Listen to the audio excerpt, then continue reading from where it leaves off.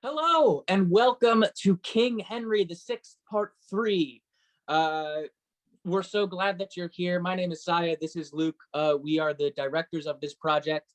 If you've never heard of Chicago Youth Shakespeare Alumni Players before, we are simply a dedicated and grateful group of students who passed through the Chicago Youth Shakespeare program. Chicago Youth Shakespeare is a small non-for-profit organization dedicated to teaching teens in the Chicago area how to interact with, interpret, and display the bard's work. And we are just a group of people who went through that and liked it so much we decided we wanted to do some more of it. Yeah, and this summer we got a lot more projects coming up and opportunities to join us. So if you're an alumni, keep an eye out for some emails. And we want to see you, so come on over. And without further ado, this is King Henry VI, Part 3 by CYS AP.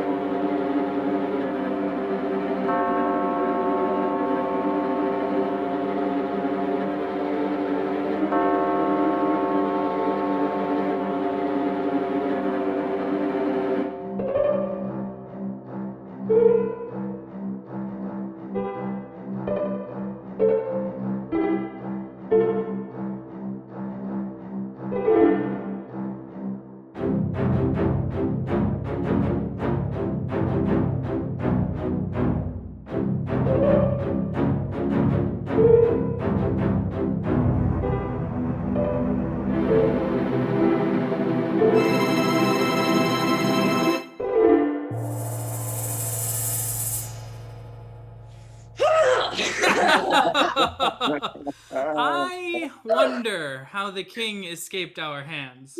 While we pursued the horsemen of the north, he slyly stole away and left his men, whereat the great Lord Northumberland cheered up the drooping army, and himself, Lord Clifford and Lord Stafford, all abreast, charged our main battle's front, and breaking in, were by the swords of common soldiers slain. Ooh, Lord Stafford's father, Duke of Buckingham, is either slain or wounded dangerously. I cleft his beaver with a downright blow. That this is true, father, behold his blood. Oh, Speak thou for me, and tell him what I did. oh! Richard hath best deserved of all my sons. Oh, but is your grace dead, my lord of Somerset? Oh, thus do I hope to shake King Henry's head. And so do I, victorious Prince of York, before I see thee seated in that throne, which now the house of Lancaster usurps. I vow by heaven these eyes shall never close. This is the palace of the fearful king, and this the regal seat. Possess it, York, for this is thine and not Henry's heirs. Thanks, gentle Warwick. Stay by me, my lords and soldiers. Stay and lodge by me this night. And when the king comes, offer no violence, unless he seek to thrust you out perforce. Ooh, the queen this day here holds her parliament, but little thinks we shall be of her counsel. By words or blows here, let us win our right. Neither the king, nor he that loves him best, the proudest he that holds up Lancaster, dare stirs a wing if Warwick shake his bells. I'll plant Plantagenet, root him up who dares. Resolve thee, Richard, claim the English crown. My lords, look where the sturdy rebel sits, even in the chair of state, belike he means, packed by the power of Warwick, that false peer, to aspire unto the crown and reign as king. Earl of Northumberland, he slew thy father and thine, Lord Clifford, and you both have vowed revenge on him, his sons, his favorites, and his friends. If I be not, heavens be revenged on me. The hope thereof makes Clifford mourn in steel. What, shall we suffer this? Let's pluck him down. My heart for anger burns, I cannot brook it. Be patient, gentle Earl of Westmoreland. Patience is for poltroons such as he. He durst not sit there had your father lived. My gracious lord, here in the Parliament let us assail the family of York.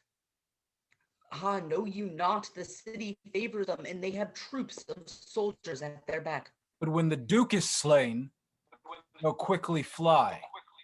Far be the thought of this from Henry's heart, to make a shambles of the Parliament House, cousin of Exeter.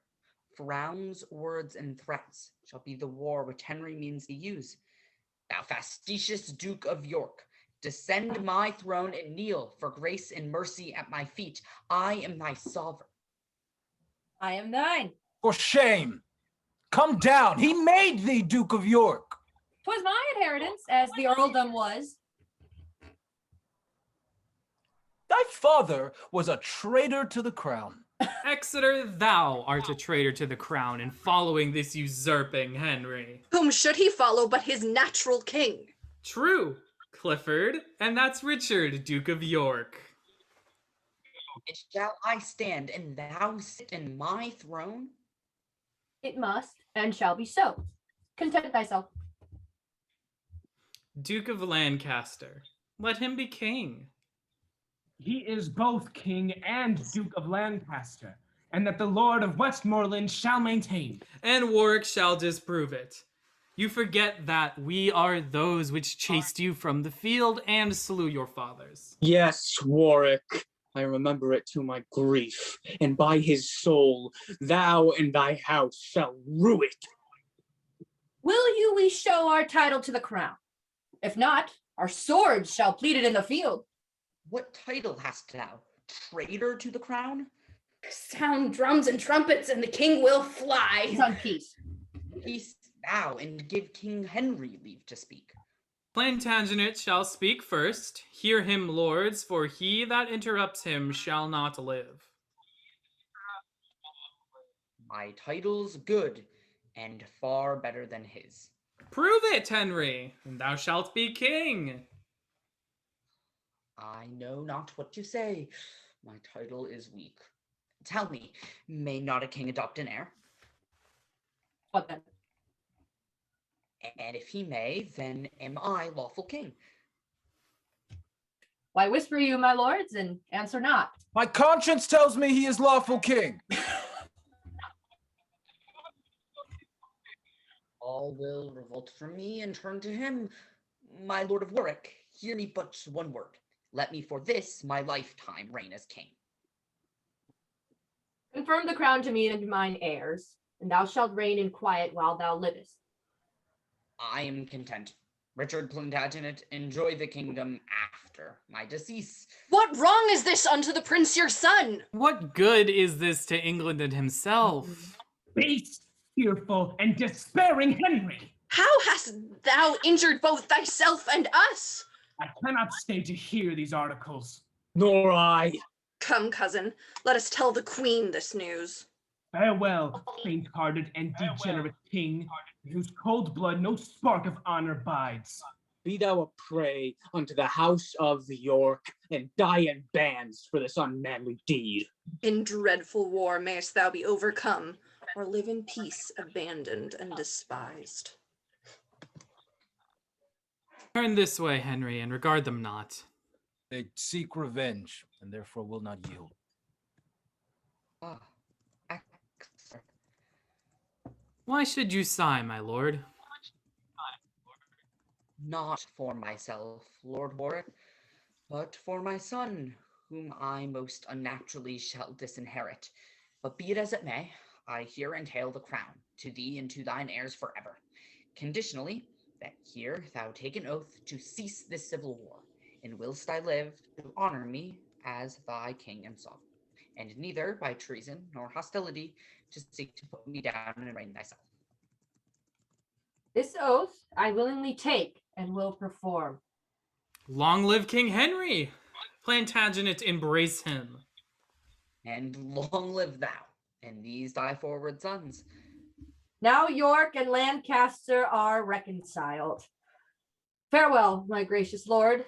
I'll to my castle. And I, with grief and sorrow, to the court.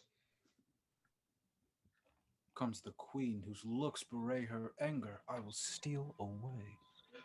Exeter, so will I. Nay, go not from me, I will follow thee.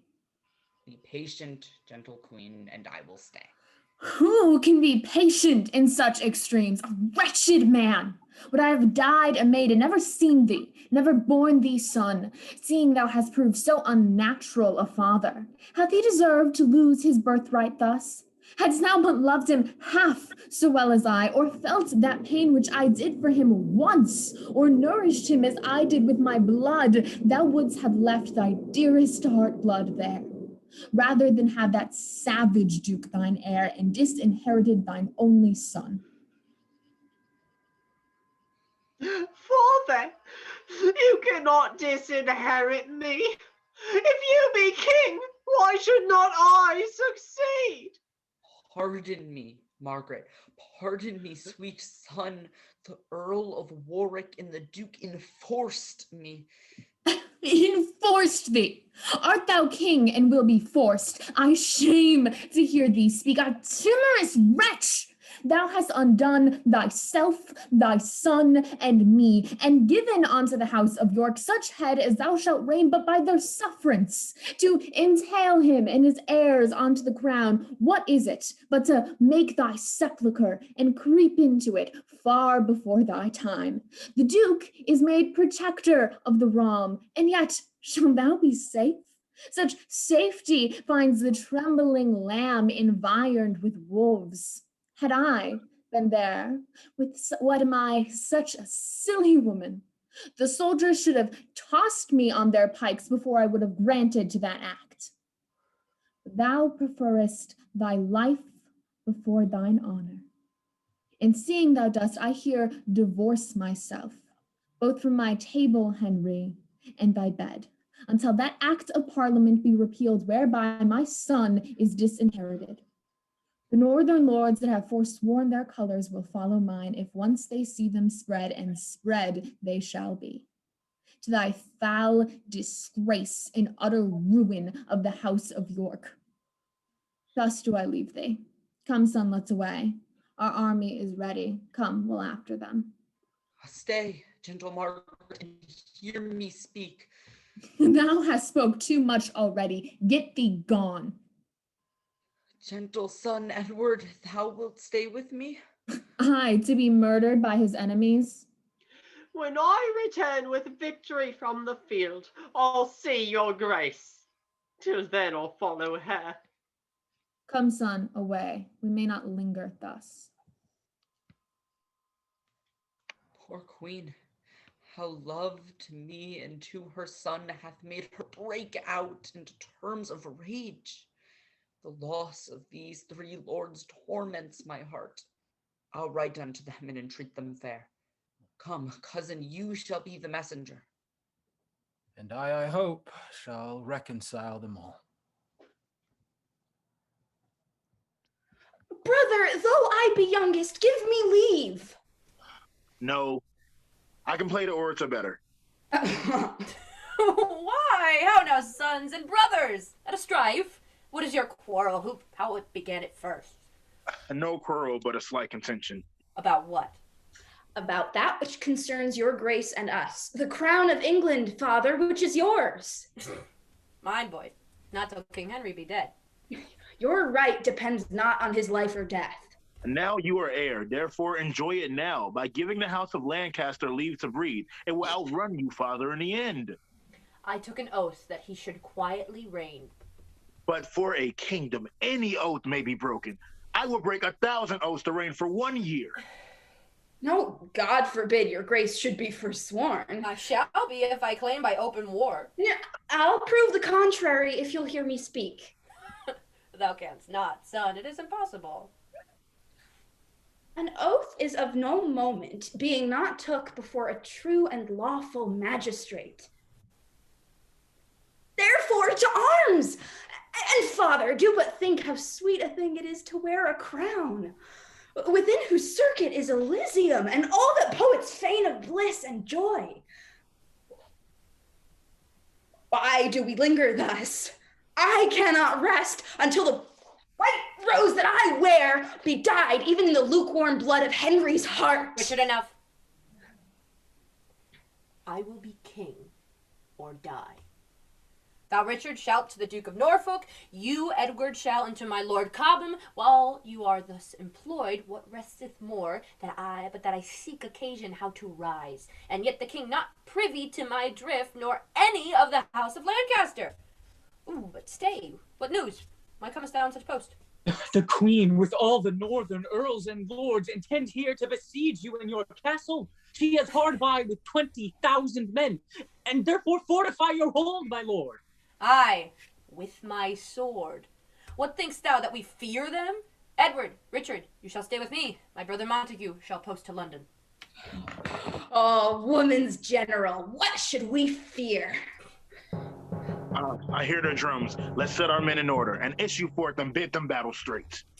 Many a battle have I won in France, when the enemy has been 10-1. Why should I not now have the like success?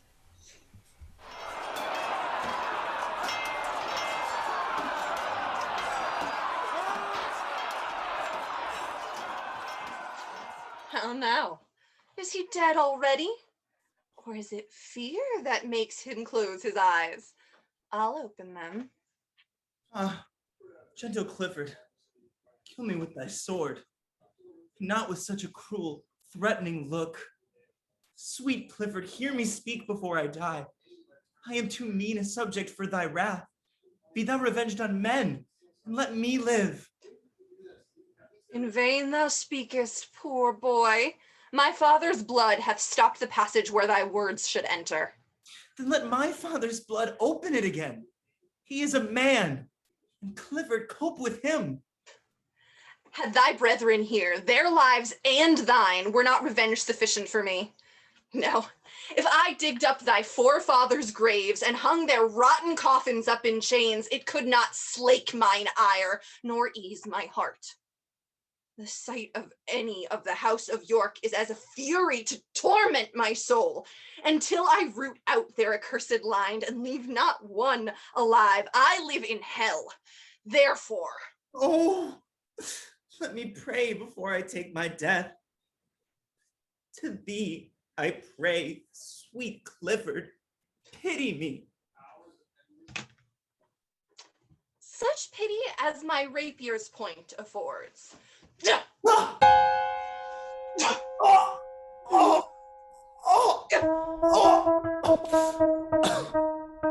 gods grant that this may be the peak of thy glory.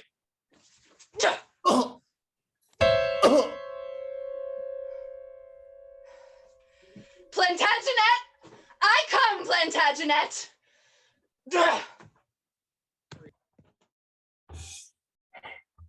The army of the queen hath got the field. My uncles both are slain in rescuing me, and all my followers to the eager foe turn back and fly like ships before the wind, or lambs pursued by hunger-starved wolves. My sons, God knows what hath the chance of them. But this I know, they have demeaned themselves like men born to renown by life or death. Hark! The fatal followers do pursue. I'm faint and cannot fly their fury. And were I strong, I should shun their fury, their sands. The sands are numbered that make up my life. And here must I stay. And here my life must end. Come, bloody Clifford, rough Northumberland, I dare your quenchless fury to more rage. I am your butt, and I abide your shot. My ashes, as the phoenix, may bring forth a bird that will revenge upon you all. And in that hope I throw mine eyes to heaven, scorning whate'er you can afflict me with. So cowards fight when they can fly no more. So doves do peck the falcon's piercing talons. So desperate thieves, all hopeless of their lives, breathe out invectives gainst the officers. Clifford, I'll bethink thee once again, and in thy thought o'errun my former time. And if thou canst for blushing, view this face, and bite thy tongue that slanders him with cowardice, and whose frown hath made thee faint, and fly ere this. I will not bandy with thee word for word, but buckle with thee blows, twice two for one. Hold, valiant Clifford. For 1,000 causes I would prolong a while the traitor's life. Wrath makes him deaf. Speak thou, Northumberland. What would your grace have done unto him now? Brave warriors, Clifford and Northumberland, come, make him stand upon this molehill here that wrought at mountains with outstretched arms, yet parted but the shadow with his hand. What? Was it you that would be England's king? Was it you that revelled our parliament and made a preachment of your high descent? Where are your mess of sons to back you now? Or, with the rest, where is your darling Rutland? Look, York, I stained the napkin with the blood that valiant Clifford with his rapier's point made issue from the bosom of the boy. And if thine eyes can water for his death, I give thee this to dry thy cheeks withal. Alas, poor York, but that I hate thee deadly, I should lament thy miserable state. I prithee grieve to make me merry, York. What hath thy fiery heart so parched thine entrails that not a tear can fall for Rutland's death? York cannot speak unless he wears a crown for York, and lords bow low to him, hold you his hands whilst I do set it on. Marry, sir. Now looks he like a king. Aye, this is he that took King Henry's chair, and this is he was his adopted heir. But how is that great Plantagenet is crowned so soon and broke his solemn oath? Oh, 'tis a fault too unpardonable. Off with the crown, and with the crown his head, and whilst we breathe, take time to do him dead. This is my office, for my father's sake. Nay, stay. Let's hear the orisons he makes. He wolf of France, but worse than wolves of France, whose tongue more poisonous than the adder's tooth. Thy face is vizard-like, unchanging, made impudent with the use of evil deeds. I would say, proud queen, to make thee blush. Thou art as opposite to every good as the Antipodes are unto us, or as the South to the Septentrian. Tiger's heart wrapped in a woman's hide. How couldst thou drain the lifeblood of the child to bid the father wipe his eyes withal?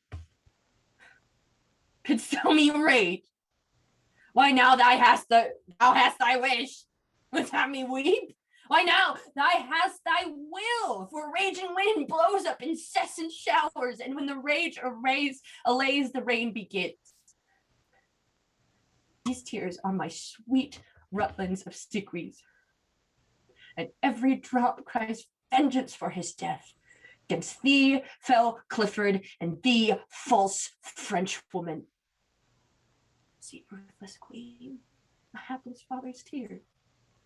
This cloth thou dipst in the blood of my sweet boy, and I with tears do wash the blood away.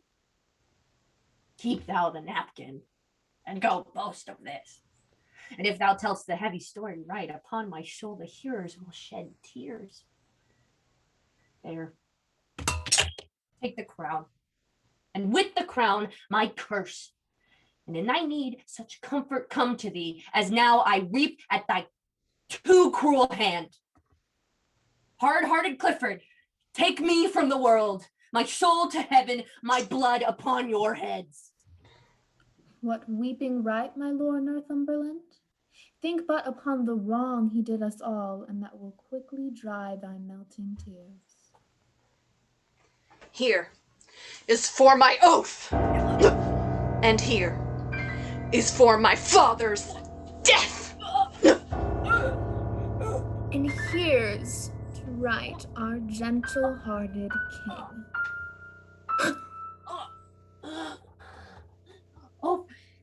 I gain of mercy, gracious God. My soul flies through these wounds to seek out thee.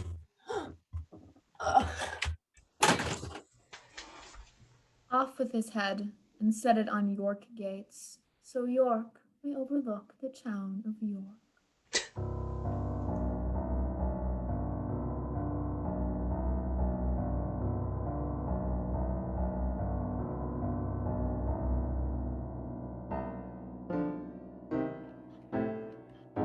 I wonder how our princely father escaped, or whether he escaped away or no.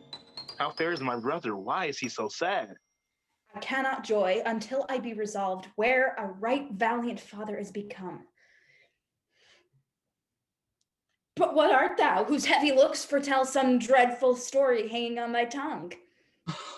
One that was a woeful looker on, when as the noble Duke of York was slain, your princely father and my loving lord. Speak no more, for I've heard too much. Say how he died, for I will hear it all.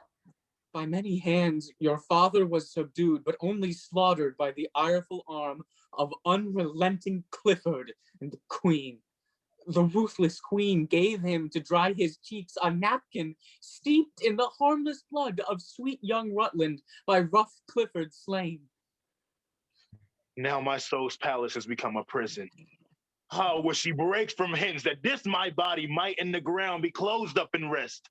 For never henceforth shall I joy again. Never, oh, never shall I see more joy. I cannot weep, for all my body's moisture scarce serves to quench my furnace burning heart. Richard, I bear thy name, I'll venge thy death, or die renowned by attempting it. His name that valiant duke hath left with thee. His dukedom and his chair with me is left. Nay, if thou be that princely eagle's bird, show thy descent by gazing 'gainst the sun. For chair and dukedom, throne and kingdom, say. Either that is thine, or else thou wert not his. How now, fair lords? What fare? What news abroad? Oh, valiant Lord Duke of York is slain. Ah, Warwick, Warwick, that Plantagenet which held thee dearly as his soul's redemption is by the stern Lord Clifford done to death. 10 days ago I drowned these news in tears, and now to add more measure to your woes, I come to tell you things sith then befallen. After the bloody fray at Wakefield fought, I, then in London, keeper of the king, marched towards St. Albans to intercept the queen, bearing the king in my behalf along. Short tale to make, we at St. Albans met, our battles joined, and both sides fiercely fought. Their weapons like to lightning came and went. Our soldiers, like the night owl's lazy flight, fell gently down as if they struck their friends. So that we fled, the king unto the queen, Lord George your brother, Norfolk and myself, in haste, post-haste, are come to join with you. For in the marches here we heard you were, making another head to fight again. Attend me, lords. The proud, insulting queen, with Clifford and the hot Northumberland, have wrought the easy melting king like wax. He swore consent to your succession, his oath enrolled in the parliament, and now to London all the crew are gone to frustrate both his oath and what beside may make against the house of Lancaster. Their power, I think, is 30,000 strong. Now with the help of Norfolk and myself, why, via to London, we will march amain, but never once again turn back and fly. Aye, now methinks I hear great Warwick speak. Ne'er may he live to see a sunshine day that cries retire if Warwick bid him stay. Lord Warwick, on thy shoulder will I lean, and when thou fallest, as God forbid the hour, must Edward fall, which peril heaven forfend. No longer Earl of March, but Duke of York. The next degree is England's royal throne, for King of England shalt thou be proclaimed in every borough as we pass along. Then strike up drums, God and St. George for us. Yeah. How now, what news? The Duke of Norfolk sends you word by me. The Queen is coming with a puissant host and craves your company for speedy counsel. Why then it's swords. Brave warriors, let's away! Ah! Aye. Welcome, my lord, to this brave town of York. Yonder is the head of that arch enemy that sought to be encompassed with your crown. Doth not the object cheer your heart, my lord? Aye, as the rocks cheer them that fears their wreck, to see this sight it irks my very soul. Withhold revenge, dear God, 'tis not my fault, nor have I wittingly infringed my vow. My gracious liege, this too much lenity and harmful pity must be laid aside. Ambitious York doth level at thy crown, thou smiling while he knit his angry brows. He, but a duke, would have his son a king, and raise his issue like a loving sire. Thou, being a king, blessed with a goodly son, didst yield consent to disinherit him, which argued thee a most unloving father. Ah, what a shame were this! Look on the boy, and let his manly face, which promiseth successful fortune, steel thy melting heart to hold thine own, and leave thine own with him. Full well hath Clifford played the orator, inferring arguments of mighty force. But, Clifford, tell me, didst thou never hear that things ill-got had ever bad success? And happy was it, the son whose father for his hoarding went to hell? I'll leave my son my virtuous deeds behind. Would my father have left me no more? Ah, cousin York, would thy best friends did know how it doth grieve me that thy head is here. My lord, cheer up your spirits. Our foes are nigh, and this soft courage makes your followers faint. You promised knighthood to our forward son. Unsheathe your sword and dub him presently. Edward, kneel down. Edward Plantagenet, arise a knight, and learn this lesson. Draw thy sword and write. My gracious father, by your kingly leave, I'll draw it as a parent to the crown, and in that quarrel use it to the death. Why, that is spoken like a toward prince. Royal commanders, be in readiness, for with a band of 30,000 men comes Warwick, backing of the Duke of York, and in the towns as they do march along, proclaims him king. And many fly to him. Darraign your battle, for they are at hand. I would your highness would depart the field. The queen hath best success when you are absent. Aye, good my lord, and leave us to our fortune. Aye, that's my fortune too. Therefore, I'll stay. My royal father, cheer these noble lords and hearten those that fight in your defence. Unsheath your sword, good father. Cry St. George! And now, perjured Henry, wilt thou kneel for grace and set thy diadem upon my head, or bide the mortal fortune of the field? Go rate thy minions, proud insulting boy. Becomes it thee to be thus bold in terms before thy sovereign and thy lawful king? Ah, I am his king, and he should bow his knee. I was adopted heir by his consent, since when his oath is broke, for as I hear, you that are king, though he do wear the crown, have caused him by new act of parliament to blot out me and put his own son in. And reason too. Who should succeed the father but the son? You there, butcher? I cannot speak. I, Crookback, here I stand to answer thee, or any he the proudest of thy sort. Was you that killed young Rutland, was it not? Aye, and old York, and yet not satisfied. God's sake, lords, give signal to the fight. What sayst thou, Henry? Wilt thou yield the crown? Why, how now, long-tongued Warwick, dare you speak? When you and I met at St. Albans last, your legs did better service than your hands. Then 'twas my turn to fly, and now 'tis thine. You said so much before, and yet you fled. 'Twas not your valor, Clifford, drove me thence. Have done with words, my lords, and hear me speak. Defy them then, or else hold close thy lips.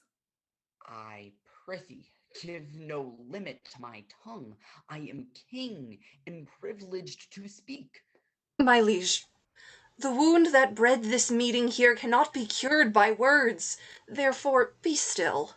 Then, executioner, unsheathe thy sword.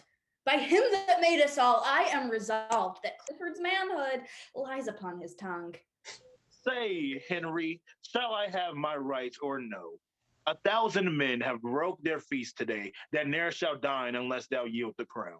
If thou deny, their blood upon thy head, for York in justice puts his armor on.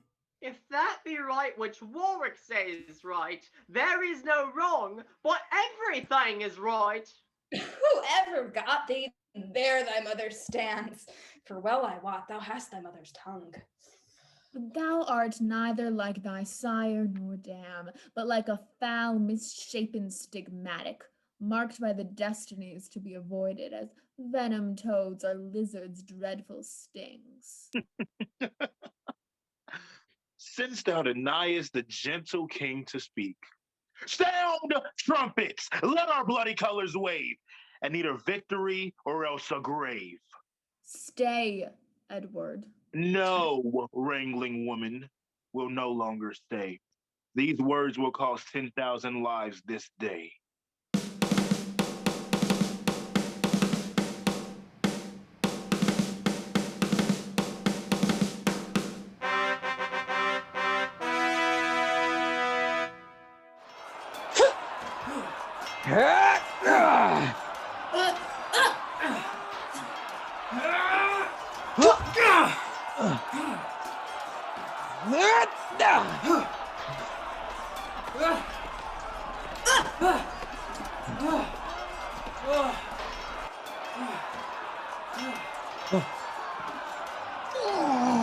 Let's go.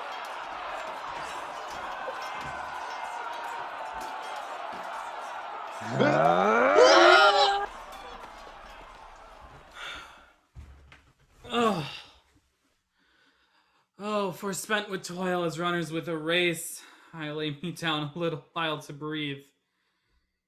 Smile, gentle heaven, or strike ungentle death, for this world frowns and Edward's sun is clouded. How now, my lord? What hap, what hope of good?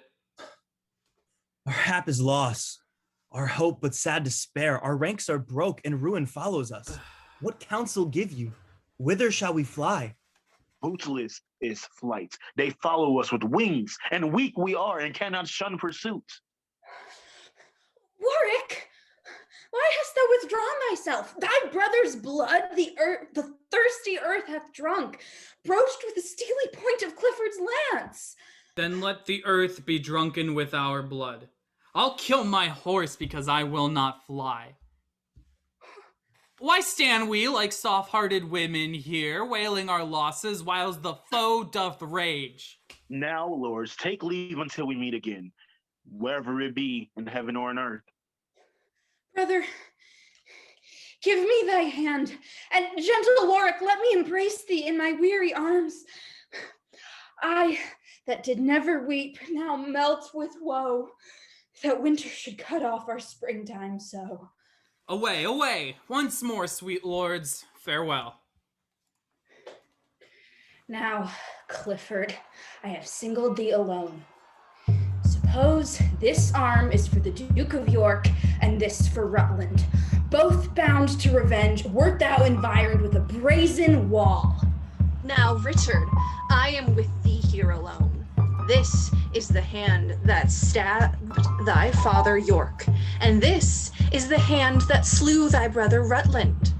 And here is the heart that triumphs in their death and cheers these hands that slew thy sire and thy brother, and to execute the like upon thyself. So, have at thee.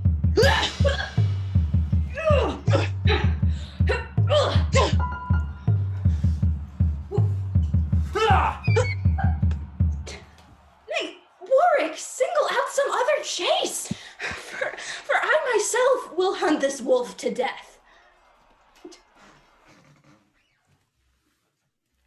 This battle fares like to the morning's war, when dying clouds contend, growing white. Now sways it this way, like a mighty sea, forced by the tide to combat with the wind. Now sways it that way, like the selfsame sea, forced to retire by fury of the wind. Sometime the flood prevail, and then the wind. First one the better, then another best. Here, on this molehill, will I sit me down. To whom, God, will there be the victory? Would I were dead, if God's good will were so, for what is in this world but grief and woe? Ah, God, methinks it were a happy life, to be no better than a homely swain, to sit upon a hill, as I do now, to carve out dials quaintly, point by point, thereby to see the minutes, how they run. How many minutes make the hour full complete? How many hours bring about the day? How many days will finish up the year? How many years a mortal man may live? When this is known, then to divide the times. So many hours must I tend my flock. So many hours must I contemplate. So many hours must I sport myself. So many weeks, so many days ere my ewes have been with young. So many weeks ere the poor fools will yean. So many years ere I shall shear the fleece. So minutes, hours, days, months, and years were passed over to the end they were created, would bring white hairs unto a quiet grave. Gives not the hawthorn bush a sweeter shade to shepherds looking on their silly sheep than doth a rich embroidered canopy to kings that fear their subjects' treachery? Yes, it doth. 1,000-fold it doth. How blows the wind that profits nobody? This man who, hand to hand, I slew in fight, may be possessed with some store of crowns. Who's this? God, it is my father's face, whom in this conflict I unawares have killed. Pardon me, God. I knew not what I did. Pardon, Father, for I knew not thee. My tears shall wipe away these bloody marks, and no more words till they have flowed their fill. Thou hast so stoutly resisted me. Give me thy gold if thou hast any gold. No, it is mine only son. Boy, if any life be left in thee, throw up thine eye. See what showers arise. Boy, thy father gave thee life too soon, and hath bereft thee of thy life too late. Aye, that my death would stay these ruthful deeds. The red rose and the white are on his face, the fatal colors of our striving houses. Wither one rose and let the other flourish. If you contend, 1,000 lives must wither. How will my mother, for a father's death, take on me and ne'er be satisfied? How will my wife, for slaughter of my son, shed seas of tears and ne'er be satisfied? How will the country, for these woeful chances, misthink of the king and be not satisfied? Was ever son so rude a father's death? Was ever father so bemoaned his son? Was ever king so grieved for subjects' woe? Much is your sorrow, mine 10 times so much. I'll bear thee hence, for I may weep my fill. These arms of mine shall be thy winding sheet. My heart, sweet boy, shall be thy sepulchre. I'll bear thee hence, and let them fight that will, for I have murdered where I should not kill. Sad-hearted men, much overgone with care. Here sits a king more woeful than you are.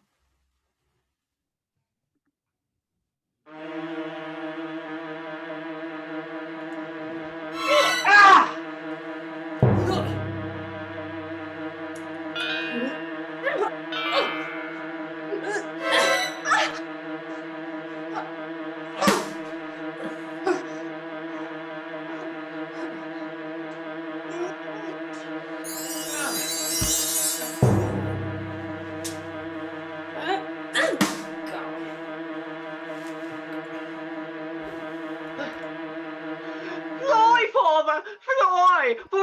friends are fled, and Warwick rages like a chafed bull. Away, for death doth hold us in pursuit. Mount you, my lord, towards Berwick post amain. Edward and Richard, like a brace of greyhounds, are at our backs, and therefore hence amain. Away, for vengeance comes along with them. Nay, take me with thee. Not that I fear to stay, but love to go, whither the queen intends. Forward, away.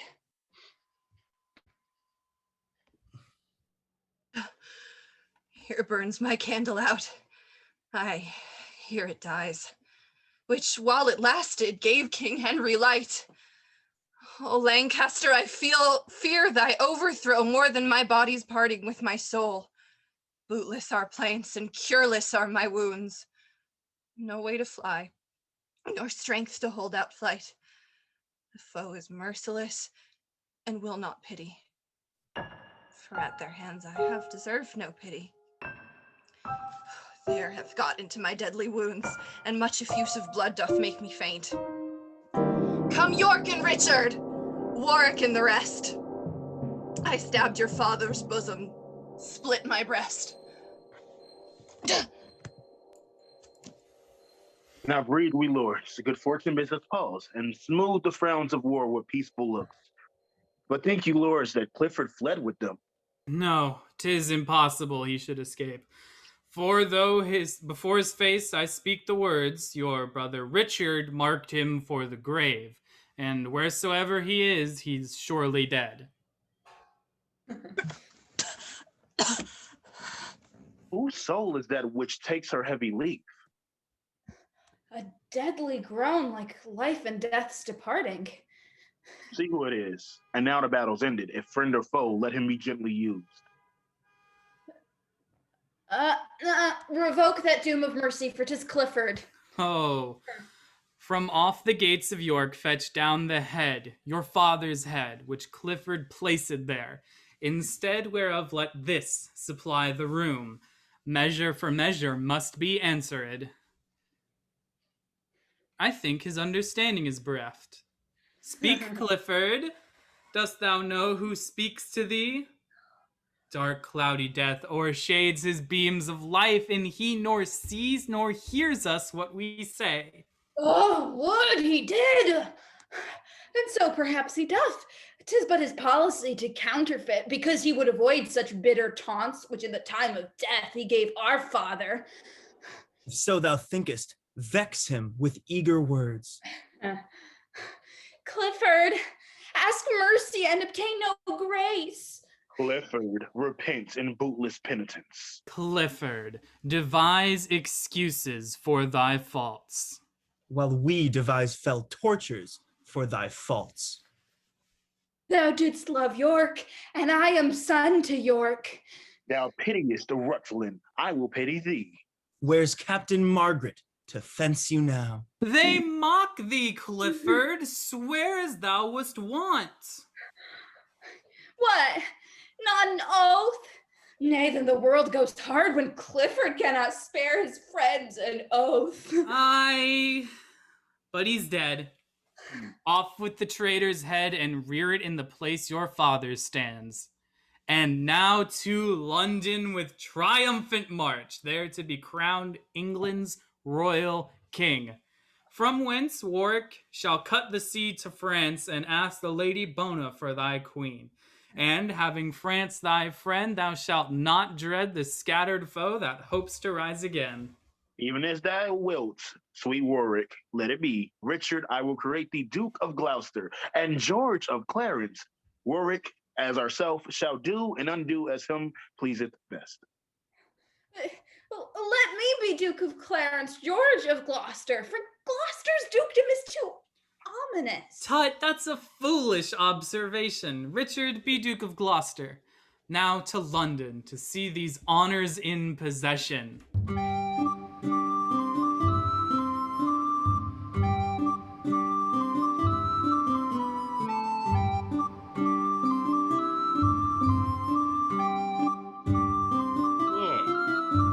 under this thick-grown brake we'll shroud ourselves, for through this land anon the deer will come, and in this covert will we make our stand, calling the principal of all the deer. Here comes a man. Let's stay till he be paced. From Scotland am I stolen, even of pure love, to greet mine own land with wishful sight. No, Harry, 'tis no land of thine. Thy place is filled, thy sceptre wrung from thee. No, not a man comes for redress of thee, for how can I help them and not myself?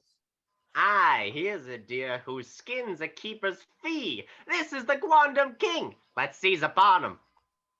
Let me embrace thee, sour adversity, for wise men say it is the wisest course. Why linger we? Let us lay hands upon him. Forbear a while. We'll hear a little more. Yeah. My queen and son are gone to France for aid, and as I hear, the great commanding Warwick is thither gone to crave the French king's sister to wife for Edward. If this news be true, poor queen and son, your labor is but lost. For Warwick is a subtle orator, and Lewis a prince soon won with moving words. By this account, Margaret may win him. Aye, but she's come to beg Warwick to give. She, on his left side, craving aid for Henry. He, on his right side, asking wife for Edward. She weeps and says her Henry is disposed. He smiles and says his Edward is installed, that she, poor wretch, for grief can speak no more. Margaret, thus 'twill be, and thou, poor soul, art then forsaken, as thou wentst forlorn. Say, what art thou that talks of kings and queens? More than I seem, and less than I was born to. A man, for less I should not be, and men may talk of kings, why not I? Aye, but thou talkst as if thou wert a king. Why, so I am, in might, and that's enough. But if thou be a king, where's thy crown? My crown is in my heart, not on my head. You are the king King Edward hath deposed, and we, his subjects sworn in all allegiance, will apprehend you as his enemy. But did you never swear and break an oath? No, never such an oath, nor will not now. Where did you dwell when I was king of England? Here in this country, where we now remain. I was anointed king at 9 months old, and you were sworn true subjects unto me. So tell me, have you not broke your oaths? For we were subjects, but while you were king, we are true subjects to the king, King Edward. Yeah. So would you be again to Henry if he were seated as King Edward is? We charge you in God's name and the king's to go with us unto the officers. In God's name, lead. Your king's name be obeyed, and what God will that let your king perform, I humbly yield unto. Yeah. Brother of Gloucester, at St. Albans Field, this lady's husband, Sir Richard Grey, was slain. His lands then seized on by the conqueror. Her suit is now to repossess those lands, which we in justice cannot well deny, because in a quarrel of the House of York, the worthy gentleman did lose his life. Your Highness shall do well to grant her suit. It were dishonor to deny it her. It were no less, but yet I'll make a pause. Yea, is it so? I see the lady hath a thing to grant, before the king will grant her humble suit. He knows the game. How true he keeps the wind. Silence. Widow, we will consider of your suit, and come some other time to know our mind. Right, gracious lord, I cannot brook delay. May it please your highness to resolve me now, and what your pleasure is shall satisfy me. Aye, widow. Then I'll warrant you all your lands, and if what pleases him shall pleasure you.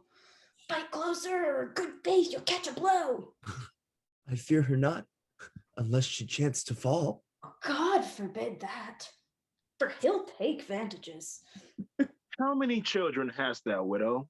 Tell me. I think he means to beg a child out of her. Nay, whip me then. He'll rather give her 2. 3. my most gracious lord. You shall have 4, if you'll be ruled by him. For pity they should lose their father's lands. Be pitiful, dread lord, and grant it then. Lords, give us leave. I'll try this widow's wits. By good leave have you, but you will have leave till you take leave and leave you to the crutch. Now tell me, madam, do you love your children? I, full as dearly as I love myself. And would you not do much to do them good? To do them good, I would sustain some harm. Then get your husband's lands to do them good. Therefore I came unto your majesty. I'll tell you how these lands are to be got. So shall you bind me to your highness's service? What service will thou do to me if I give them? What you command, that rests in me to do. But you will take exceptions to my boon. No, gracious lord, except I cannot do it. Aye, but thou canst do what I mean to ask. Why, then I will do what your grace commands. Why stops, my lord? Shall I not hear my task? An easy task. 'Tis but to love a king. That's soon performed, because I am a subject. Why then thy husband's lands I freely give thee. They take my leave with many thousand thanks. But stay thee. 'Tis the fruits of love I mean. The fruits of love I mean, my loving liege. Aye, but I fear me, in another sense. What love thinkst thou I sue so much to get? My love till death, my humble thanks, my prayers. That love which virtue begs and virtue grants. No, by my troth, I did not mean such love. Why then you mean not as I thought you did. But now you partly may perceive my mind. My mind will never grant what I perceive your highness aims at, if I aim aright. To tell thee plain, I am to lie with thee. To tell you plain, I had rather lie in prison. Why then thou shalt not have thy husband's lands? But then mine honesty shall be my dower, for by thy loss I will not purchase them. As therein thou wrongest thy children mightily. Herein your highness wrongs both them and me. But mighty lord, this merry inclination accords not with the sadness of my suit. Please you dismiss me with either an aye or no. Aye, if thou wilt say aye to my request. No, if thou dost say no to my demand. And no, my lord, my suit is at an end. Her looks do argue her replete with modesty. Her words do show her wits incomparable. All her perfections challenge sovereignty. One way or other, she is for a king, and she shall be my love or else my queen. Say that King Edward take thee for his queen. 'Tis better said than done, my gracious lord. I am a subject fit to jest withal, but far unfit to be a sovereign. Sweet widow, by my state, I swear to thee, I speak no more than what my soul intends, and that is to enjoy thee for my love. And that is more than I will yield unto. I know I am too mean to be your queen, and yet too good to be your concubine. And you cavil, widow, I did mean my queen. Twill grieve your grace many, twill grieve, bleh, fuck shit. Twill grieve your grace my son should call you father. No more than when my daughters call thee mother. Thou art a widow, and thou hast some children, and by God's mother, I, being but a bachelor, have other some. Why, 'tis a happy thing to be the father unto so many sons. Answer no more, for thou shalt be my queen. Brothers, you muse what chat we two have had? The widow likes it not, for she looks very sad. You'll think it's strange if I should marry her. To whom, my lord? Why, Clarence, to myself. That would be 10 days' wonder at the least. It's a day longer than a wonder lasts. By so much as the wonder in extremes. Well, jest on, brothers. I can tell you both. Her suit is granted for her husband's lands. My gracious lord, Henry your foe is taken and brought you prisoner to your palace gate. See that he be conveyed unto the tower. And go, we brothers, to the man that took him, to question of his apprehension. Widow, go you along. Lords, use her honorably.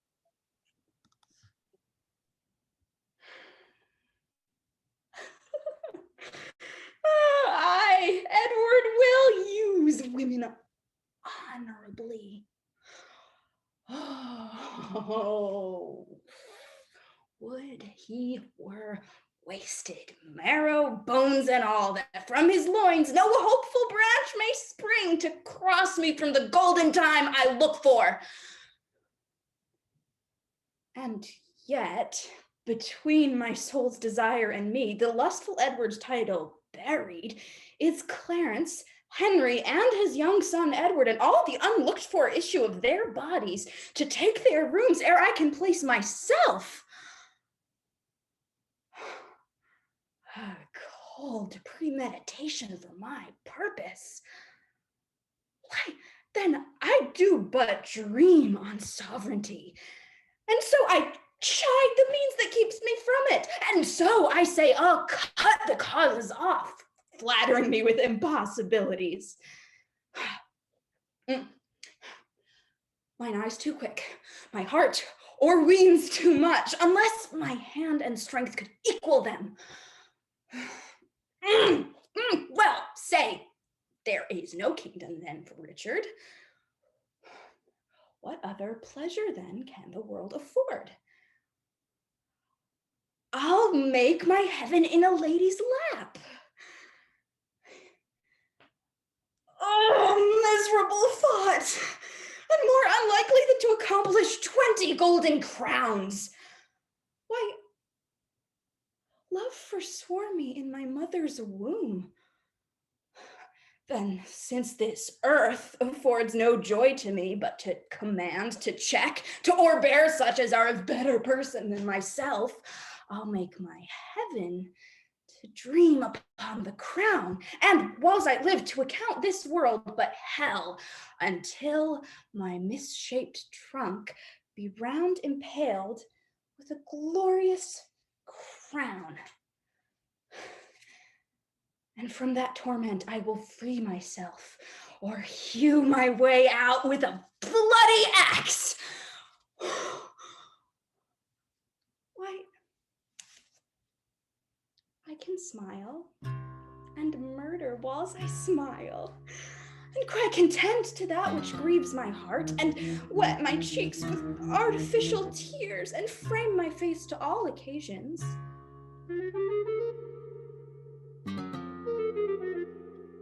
Can I do this and cannot get a crown?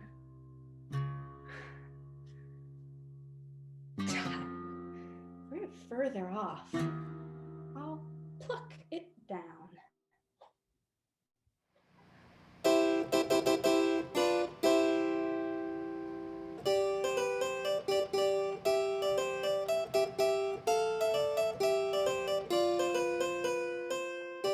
Fair Queen of England, worthy Margaret, sit down with us.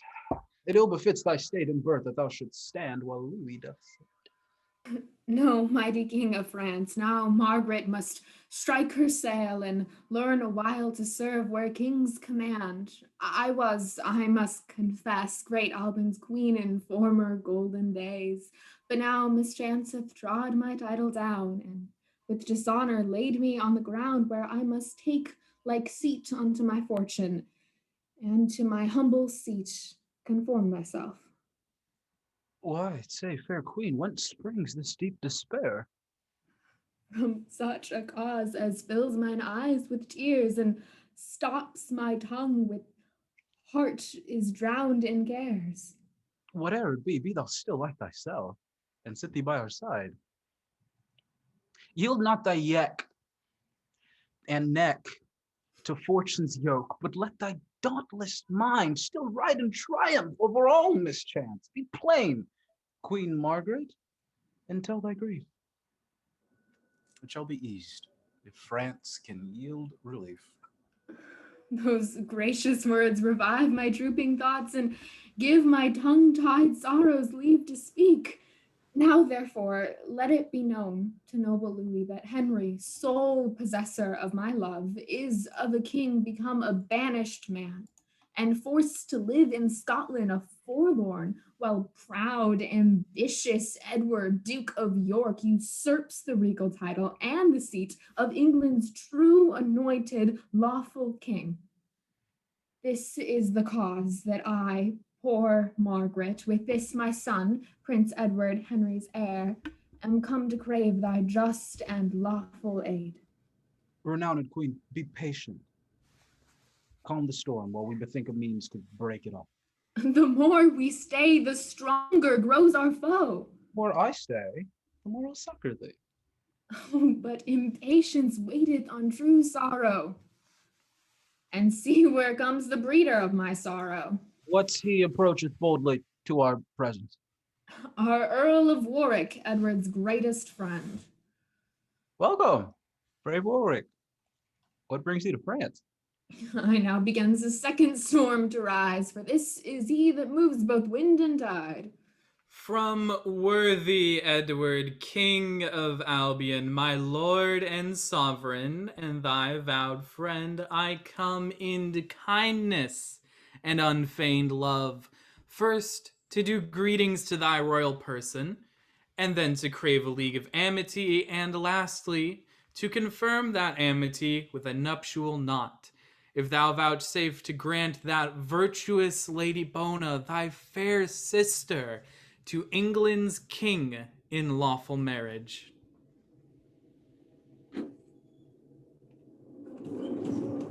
I am so sorry. King Louis and Lady Bona, hear me speak. Before you answer, Warwick, his demand springs not from Edward's well-meant honest love, but from deceit bred by necessity. For how can tyrants safely govern home unless abroad they purchase great alliance? To prove him tyrant, this reason may suffice, that Henry liveth still, but were he dead, yet here Prince Edward stands, King Henry's son. Look therefore, Louis, that by this league and marriage thou draw not on thy danger and dishonor. For though usurpers sway the rule a while, yet heavens are just, and time suppresseth wrongs. Injurious Margaret. And why not queen? Because thy father Henry did usurp, and thou no more are prince than she is queen. Okay, then Warwick disannuls great John of Gaunt, which did subdue the greatest part of Spain, and after John of Gaunt, Henry IV, whose wisdom was a mirror to the wisest, and after that wise prince, Henry V, who by his prowess conquered all France. From these our Henry lineally descends. Queen Margaret, Prince Edward, and Oxford, vouchsafe at our request to stand aside while I use further conference with Warwick. Heavens grant that Warwick's words bewitch him not. Now, Warwick, tell me, even upon thy conscience, is Edward your true king? For I were loath to link with him that were not lawful chosen. Thereon I pawn my credit and mine honor. But is he gracious in the people's eye? The more that Henry was unfortunate. Then further, all dissembling set aside, tell me for truth the measure of his love unto our sister, Bona. Such it seems as may beseem a monarch like himself. Myself have often heard him say and swear that his love was an eternal plant, whereof the root was fixed in virtue's ground, the leaves and fruit maintained with beauty's sin, exempt from envy, but not from disdain, unless the Lady Bona quit his pain. Now, sister, let us hear your firm resolve. Granter, your denial shall be mine. I confess that often ere this day, when I have heard your king's desert recounted, mine ear hath tempted judgment to desire. And Warwick, thus, our sister shall be Edward's. And now forthwith shall articles be drawn touching the jointure that your king must make, which with their dowry shall be counterpoised Draw near, Queen Margaret, and be a witness that Bona shall be wife to the English king.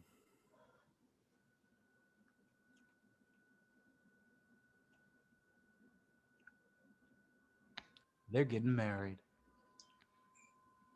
And I want you all to Edward, but not to the English king. Deceitful Warwick, it was thy device by this alliance to make void my suit. Before thy coming, Louis was Henry's friend. It still is friend to him and Margaret. But if your title to the crown be weak, as may appear by Edward's good success, then 'tis but reason that I be released from giving aid, which late I promise. But Warwick, this is some post to us or to thee? My lord ambassador, these letters are for you, sent from your brother, Marquis Montague. These are from our king unto your majesty. And madam, these are for you, from whom? I know not.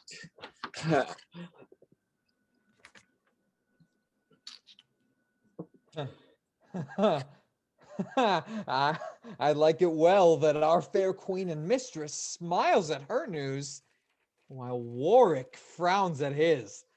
Nay, mark how Louis stamps as if he were nettled. I hope all's for the best. Warwick, what are thy news? And yours, fair queen?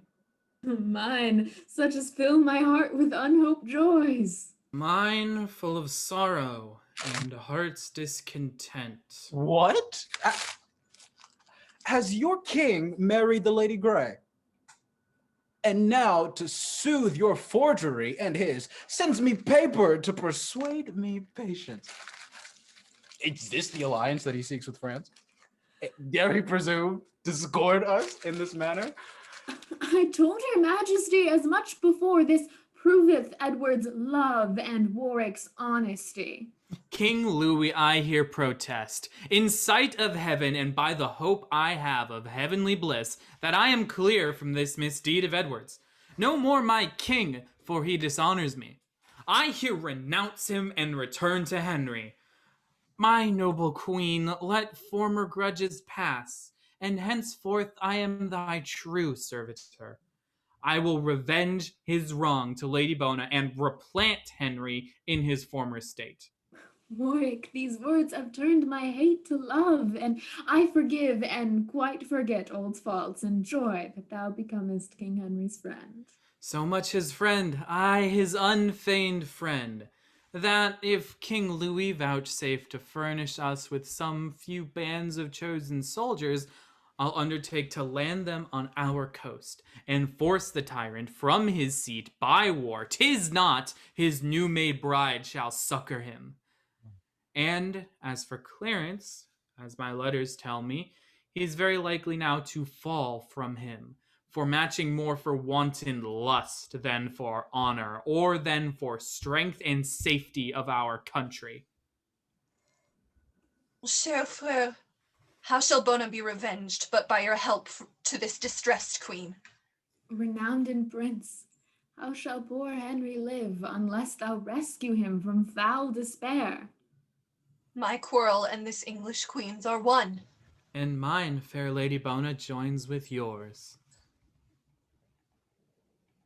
Then England's messenger return in post and tell false Edward, thy supposed king, that Louis of France is sending over maskers to revel with him and his new bride. Thou cease what's past, go fear thy king withal. Tell him, in hope he'll prove a widower shortly, I'll wear the willow garland for his sake. Tell him my mourning weeds are laid aside, and I am ready to put armor on. Tell him from me that he hath done me wrong, and therefore I'll uncrown him ere it be long. There's thy reward. Be gone. But Warwick, thou in Oxford with 5,000 men shall cross the seas and bid false Edward battle. And as occasion serves, this noble queen and prince shall follow with a fresh supply. Why stay we now? These soldiers shall be levied, and now Lord Bourbon, our high admiral, shalt waft them over with our royal fleet. I long till Edward fall by war's mischance from mocking marriage with a dame of France.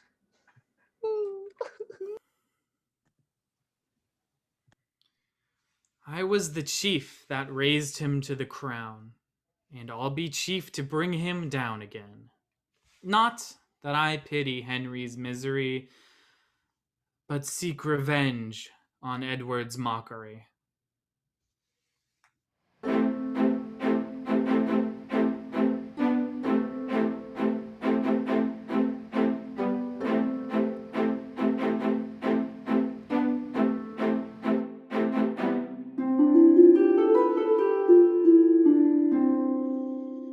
Now, tell me, brother Clarence, what think you of this new marriage with the Lady Grey?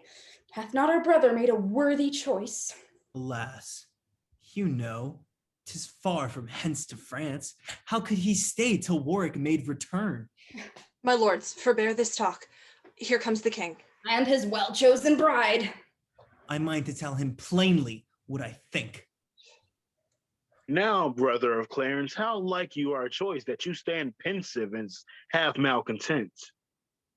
Then this is mine opinion, that King Louis becomes your enemy for mocking him about the marriage of the Lady Bona.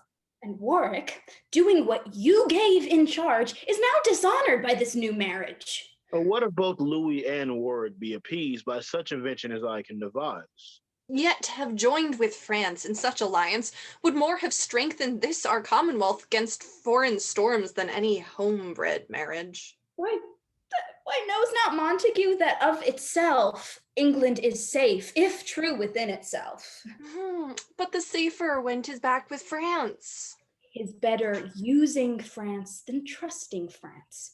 Let us be backed with God and with the seas, which he hath given for fence impregnable, and with their helps only defend ourselves.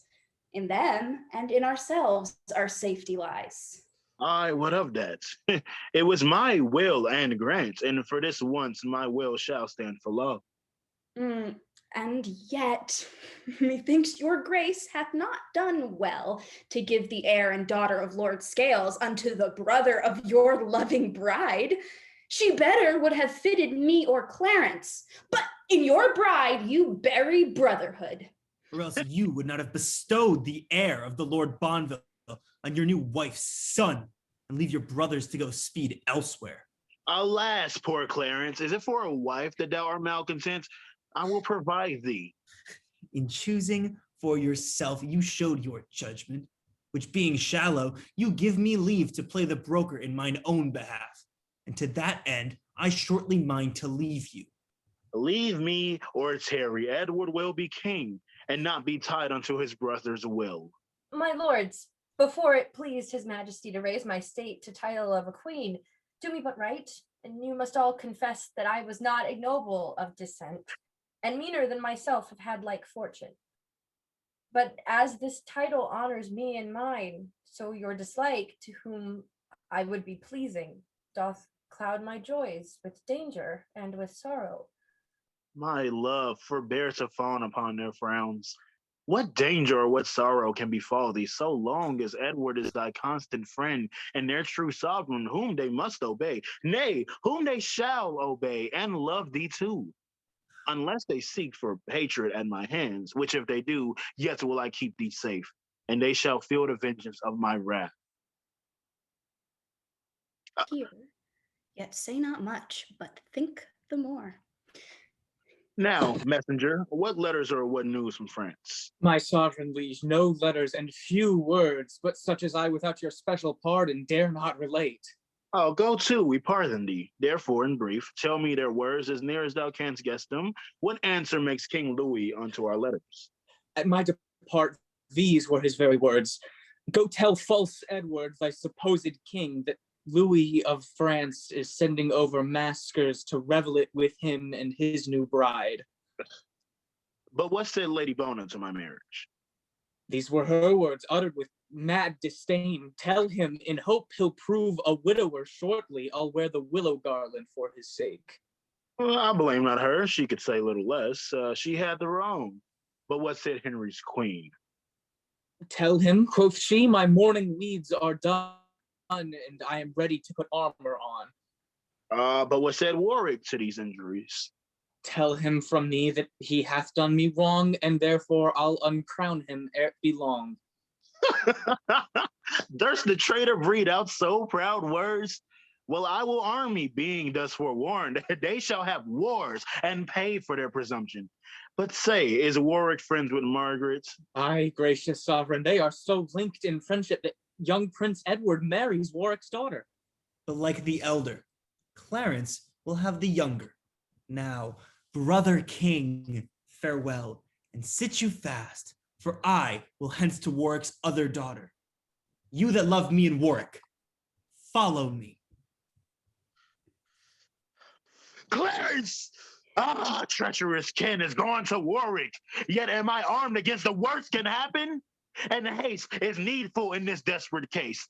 Pembroke and Stafford, you in our behalf, go levy men and make prepare for war. They are already or quickly will be landed. Myself in person will straight follow you.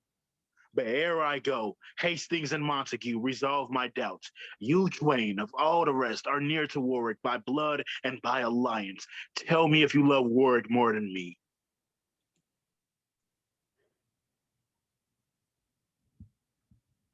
So God help Montague as he proves true. Now, Bertha Richard, will you stand by us? Aye, and despite of all that shall withstand you. Why so? Then am I sure of victory. Now therefore let us hence, and lose no hour, till we meet Warwick with his foreign power.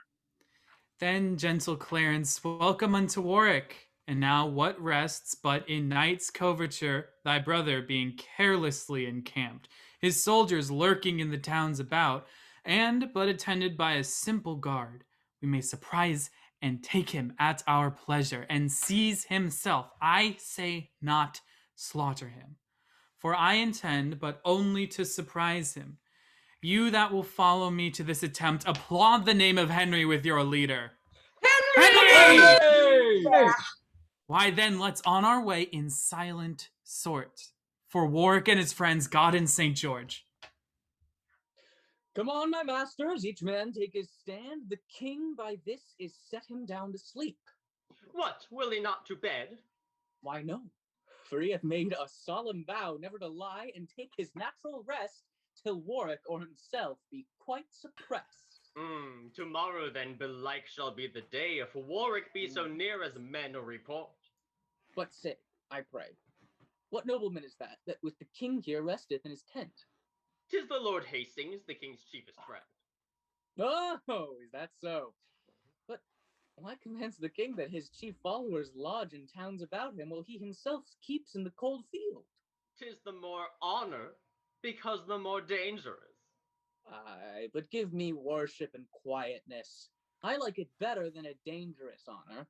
If Warwick knew in what estate he stands, 'tis to be doubted we would awaken him, unless our halberds did shut up his passage.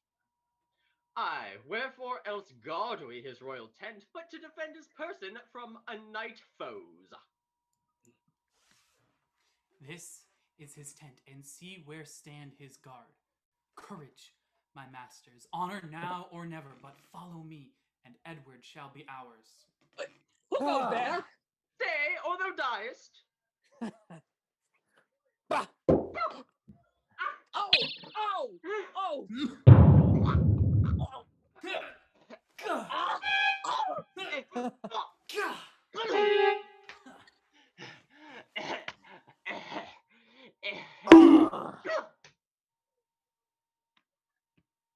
Woo!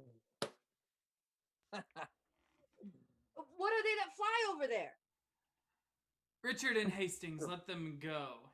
Here is the Duke. The Duke? Why, Warwick, when we parted, thou callest me king. Aye, but the case is altered. When you disgraced me in my embassade, then I degraded you from being king, and come now to create you Duke of York. Alas!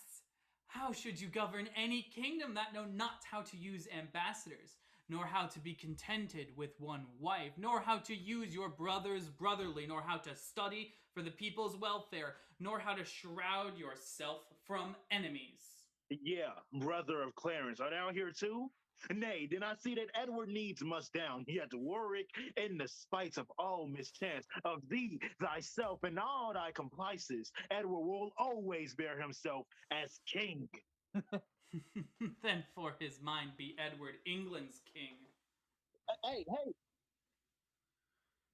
But Henry now shall wear the English crown, and be true king indeed, thou but the shadow. Now for a while farewell, good Duke of York. Right, come on, let's go. Let's go. We're going. What fates impose that men must needs abide. It boots not to resist both wind and tide. What now remains, my lords, for us to do but march to London with our soldiers? Aye, that's the first thing we have to do, to free King Henry from imprisonment and see him seated in the regal throne. Madam, what makes you in this sudden change? Why, Brother Rivers, are you yet to learn what late misfortune has befallen King Edward? What, loss of some pitched battle against Warwick? No, but the loss of his own royal person. Then is my sovereign slain? Aye, almost slain. He is taken prisoner. These news, I must confess, are full of grief. Yet, gracious madam, bear it as you may, Warwick may lose that now hath won the day. Till then, fair hope must hinder life's decay. And I, the rather wean me from my despair for love of Edward's offspring in my womb. This is it that makes me bridle passion and bear with mildness my misfortune's cross. Aye, for this I draw in many a tear, and stop the rising of blood-sucking sighs, lest with my sighs or tears or blast or drown King Edward's fruit, true heir to the English crown. But, madam, where is Warwick then become?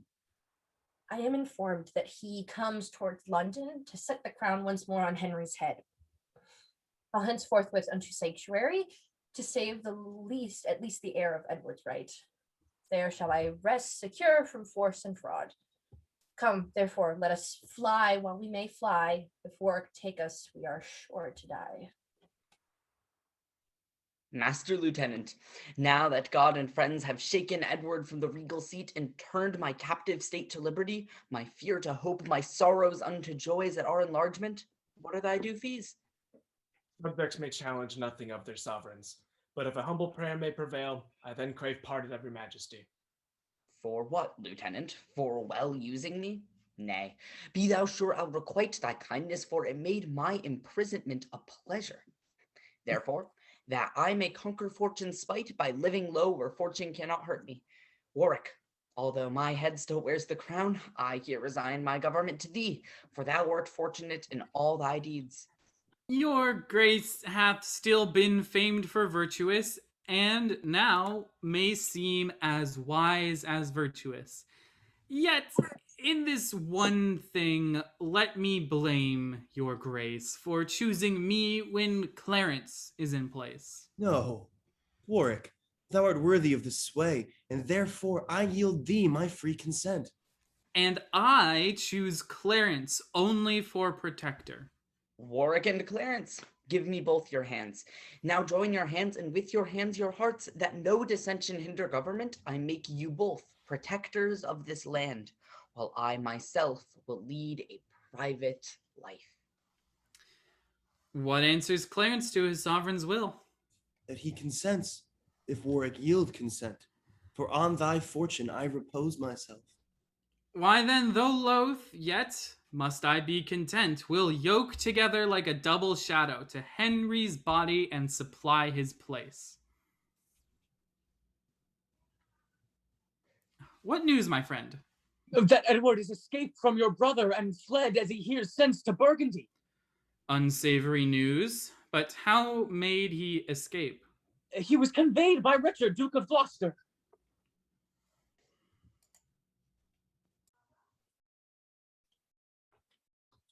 My lord, I like not this flight of Edward's, for doubtless Burgundy will yield him help, and we shall have more wars before it be long. Now, my lord Hastings, leave off to wonder why I drew you hither into this chiefest thicket of the park. Thus stands the case. You know our king, my brother, comes hunting this way to disport himself. I have advertised him by secret means that if about this hour he make his way under the color of his usual game, he shall here find his friends with horse and men to set him free from his captivity. This way, my lord, this way lies the game. Nay, this way, man. See where the huntsman started? And now, brother of Gloucester, Lord Hastings, and the rest, stand you thus close to steal the bishop's deer. Brother, the time and case requireth haste. Your horse stands ready at the park corner. But whither shall we then? To Lynn, my lord, and ship from thence to Flanders. Well guessed, believe me, for that was my meaning. Hastings, I will requite thee for thy forwardness. But wherefore stay we? 'Tis no time to talk. Huntsman, what sayst thou? Wilt thou go along? Better do so than tarry and be hanged. Now, brother Richard, Lord Hastings and the rest, yet thus far fortune maketh us amends, and says that once more I shall interchange my Wayne state for Henry's regal crown. Well have we passed and now repassed the seas, and brought desired help from Burgundy. What then remains, we being thus arrived from Ravensburg, having before the gates of York, but that we enter as into our dukedom. The gates made fast. Brother, I like not this. Oh, tush, man. Abodements must not now affright us. By fair or foul means we must enter in, for hither will our friends repair to us. My liege, I'll knock once more to summon them.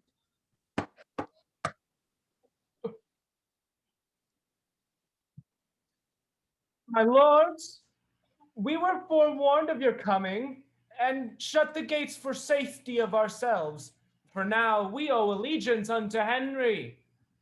But Master Mayor, if Henry be your king, yet Edward at least is Duke of York. True, my good lord, I know you for no less. Why, and I challenge nothing but my dukedom, as being well content with that alone. Why, Master Mayor, why stand you in a doubt? Open the gates! We are King Henry's friends. Aye, say you so? The gates shall then be opened. A wise, stout captain, and soon persuaded.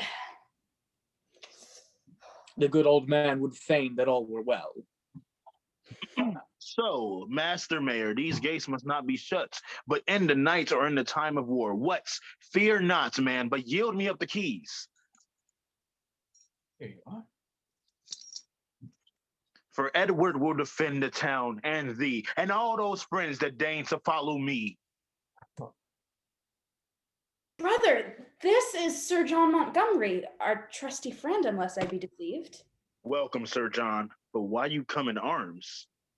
Help King Edward in his time of storm, as every loyal subject ought to do. Thanks, good Montgomery, but we now forget our title to the crown and only claim our dukedom till God please to send the rest. Then fare you well, for I will hence again. I came to serve a king and not a duke. Drummer, strike up, and let us march away. Nay! Stay, Sir John, a while, and we'll debate by what safe means the crown may be recovered. Then what talk you of debating? In a few words, if you'll not here proclaim yourself our king, I'll leave you to your fortune and be gone to keep them back that come to succour you. Why shall we fight if you pretend no title? Why, brother? Wherefore stand you on nice points? When we grow stronger, then we'll make our claim. Till then, 'tis wisdom to conceal our meaning. Away with scrupulous wit. Now arms must rule. Then be it as you will, for 'tis my right, and Henry but usurps the diadem. Aye, now my sovereign speaketh like himself, and now will I be Edward's champion. Sound trumpets. Edward shall be here proclaimed.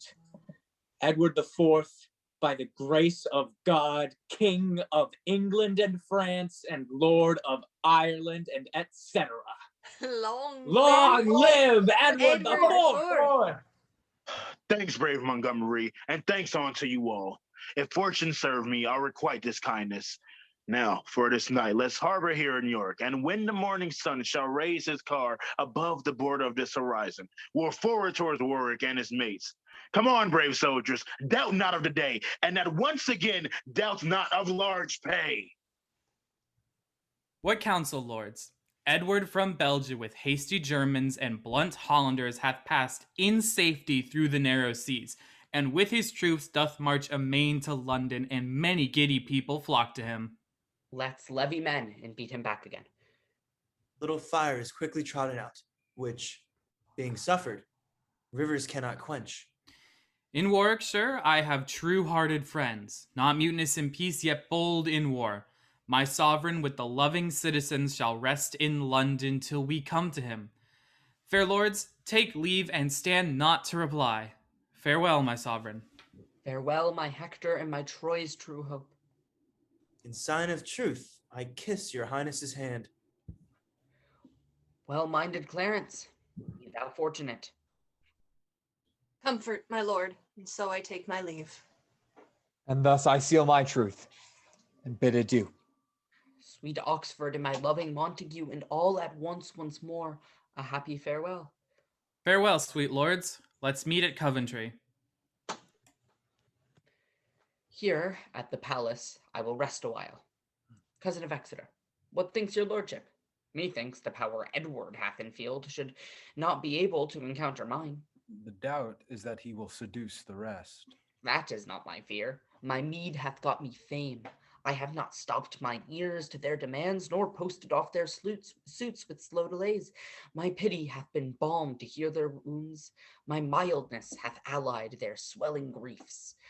I have not been desirous of their wealth, nor forward of revenge, though they much erred. Then why would they love Edward more than me? Now, Exeter, these graces challenge grace, and when the lion fawns upon the lamb will never cease to follow him. A Lancaster! A Lancaster! Hark, my lord, what shouts are these? Seize on the shamefaced Henry, bear him hence, and once again proclaim us King of England. Hence with him to the tower, let him not speak.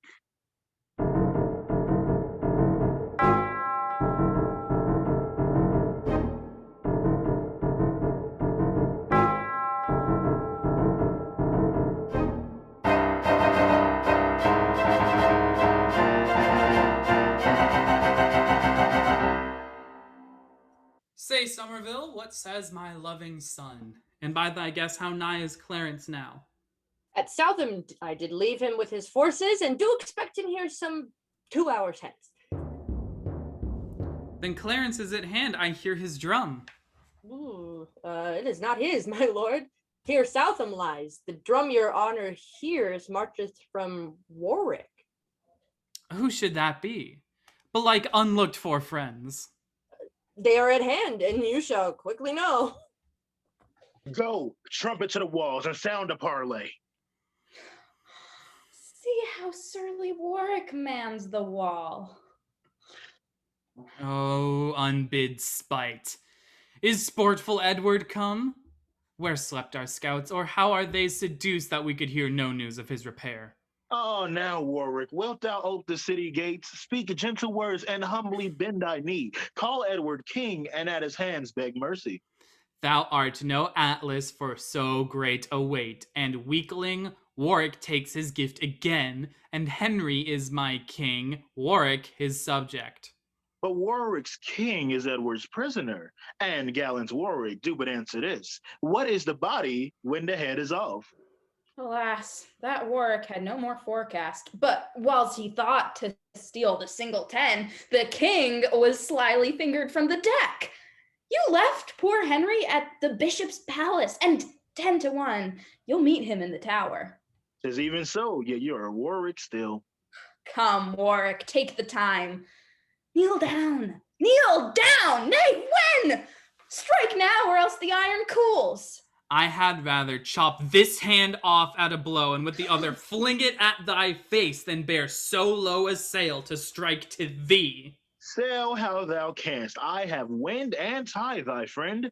This hand, fast wound about thy coal black hair, shall, whilst thy head is warm and new cut off, writes in the dust this sentence with thy blood. When changing Warwick now can change no more.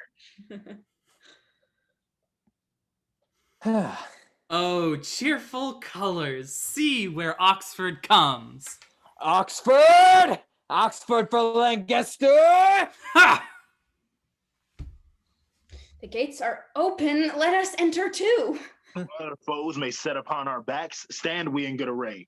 For they so doubt we'll issue out again and bid us battle.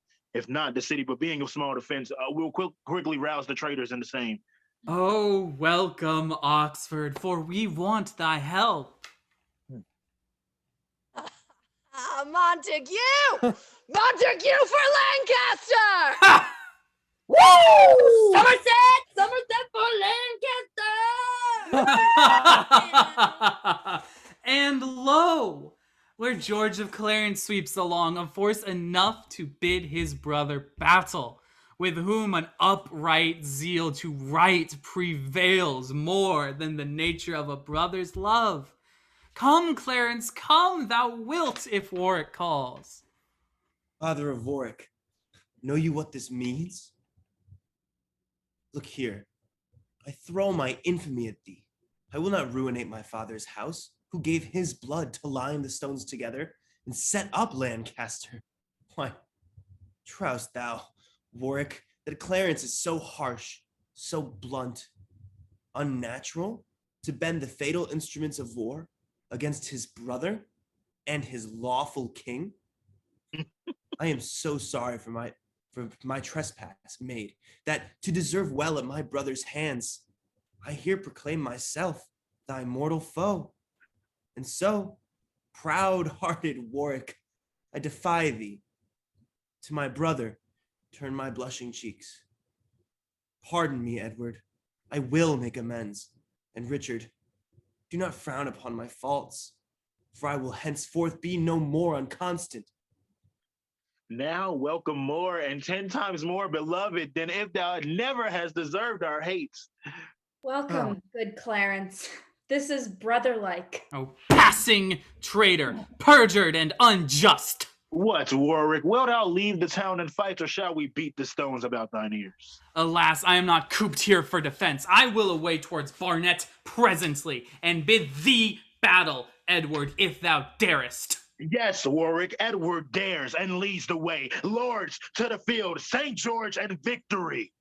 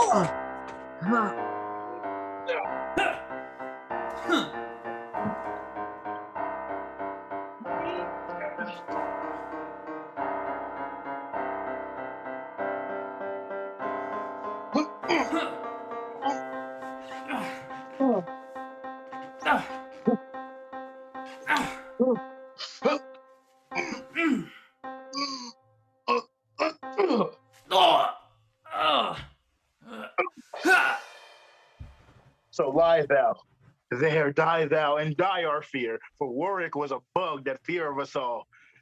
Now, Montague, sit fast, I seek for thee, that Warwick's bones may keep thee company.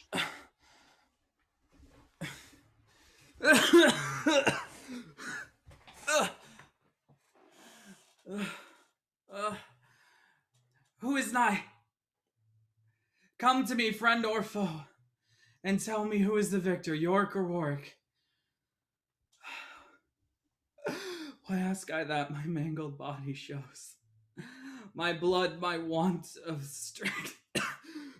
My sick heart shows.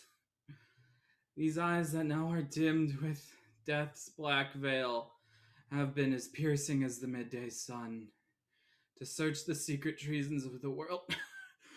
The wrinkles in my brows, now filled with blood, were likened off to kingly sepulchres. For who lived king but I could dig his grave? Why? What is pomp? Rule, reign, but earth and dust. Live how we can. Yet die we must. Warwick! Warwick!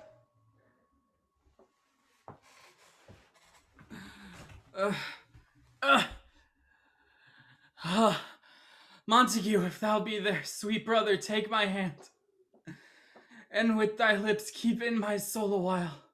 Come quickly, Montague, or I am dead. Warwick. Montague hath breathed his last, and to the latest gasp cried out for Warwick. Sweet rest his soul. Fly, lords, and save yourselves, for Warwick bids you all farewell to meet in heaven.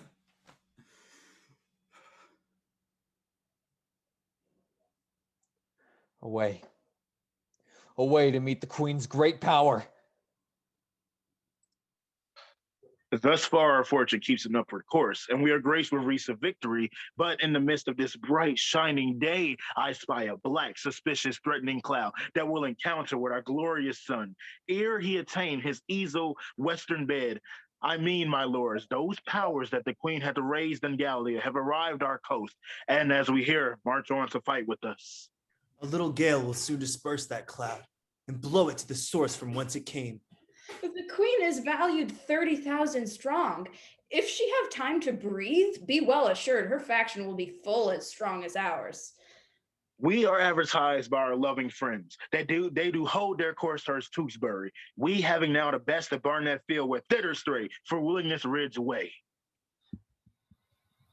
Great lords, wise men there sit and wail their losses, but cheerly seek how to redress their harms. What though the mast be now blown overboard, the cable broke, the holding anchor lost, and half our sailors swallowed in the flood? Yet lives our pilot still. Is it meet that he should leave the Elbe, and like a fearful lad with tearful eyes add water to the sea, and give more strength to that which hath too much, whiles in his moan the ship splits on the rock, which industry and courage might have saved? What a shame! What a fault were this! Say Warwick was our anchor.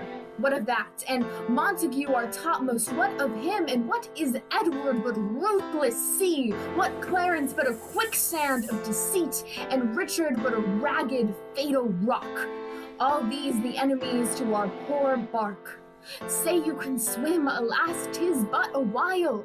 Tread on the sand, why there you quickly sink. Bestride the rock. The tide will wash you off, or else you famish. That's a threefold death. This speak I, lords, to let you understand. If case some one of you would fly from us, there's no hope for mercy with the brothers, more than with ruthless waves, with sands and rocks. Why, courage then. What cannot be avoided, 'twere childish weakness to lament or fear. Methinks a woman of this valiant spirit should, if a coward heard her speak the words, infuse his breath with magnanimity, and make him, naked, foil a man at arms. I speak not this as doubting any here, for did I but suspect a fearful man, he should have leave to go away betimes, lest in our need he might infect another, and make him of like spirit to himself. If any such be here, as God forbid, let him depart before we need his help. Women and children of so high a courage, and warriors faint, why 'twere perpetual shame. Brave young prince, thy famous grandfather doth live again in thee. Long mayst thou live to bear his image and renew his glories. And he that will not fight for such a hope, go home to bed, and like the owl by day, if he arise, be mocked and wondered at. King's gentle Somerset, sweet Oxford, thanks. Take his things that yet hath nothing else. Prepare you, lords, for Edward is at hand, ready to fight, therefore be resolute. Oh, I thought no less. It is his policy to haste thus fast, to find us unprovided. But he's deceived. We are in readiness. This cheers my heart to see your forwardness. Here pitch our battle, hence we will not budge. Lords, knights, and gentlemen, what I should say, my tears gainsay for every word I speak. You see, I drink the water of mine eyes. Therefore, no more but this. Henry, your sovereign, is prisoner to the foe. His state usurped, his realm a slaughterhouse, his subjects slain, his statues cancelled, and his treasure spent. And yonder is the wolf that makes his spoil. You fight injustice then. In God's name, lords, be valiant and give signal to the fight. Yeah!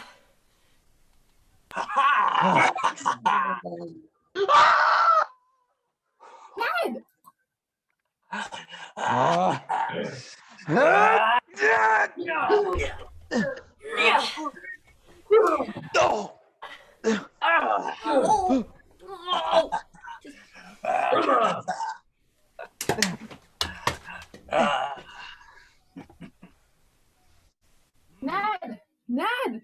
Huh?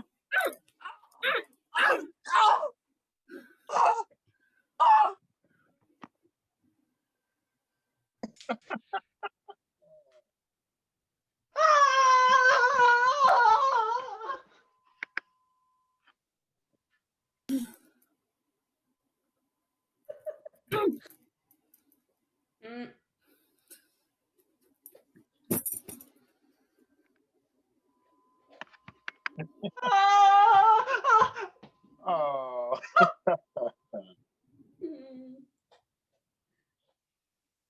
Now here, a period of tumultuous broils, away with Oxford to Hames Castle straight, for Somerset off with his guilty head.